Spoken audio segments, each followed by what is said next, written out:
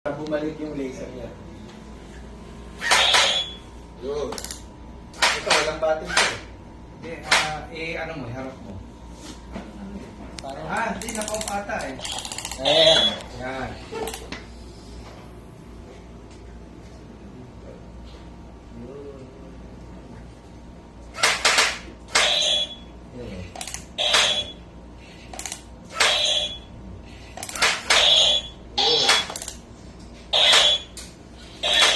Ang galing ah.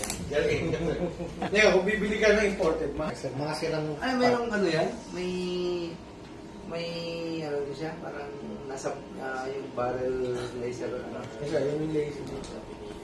Nasa loob mismo. Nasa loob mismo. Sira na kasi yung pinaka-barrel niya para sa airsoft.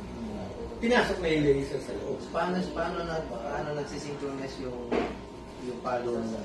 Sir, yung motor ng airsoft buo pa. Buo pa. Kaya pag ginanon mo siya, yun, nag-blow back yung system niya. Pero para kumuha pa siya ng bala, hindi na siya gumagana. Nilagay na namin yung laser dito sa pinaka-loob yan. Sabi pagka nag-blow up siya, napupush niya yung laser dito. Hindi sir, yung laser niya naka-trigger dito. Ngayon, yung bago namin, kakabit na mismo dito. Kasi ito yung pinaka-first prototype ng AR eh. Ang design ng kausap namin for the military, double tap. Ako, sige, kaya namin double tap yan. Para yan realistic for their training. Ngayon, yung kausap namin yung director naman ng Coco Plantation something, gusto niya single tap naman for civilian. So, nagagawa kami mga bagong version na to.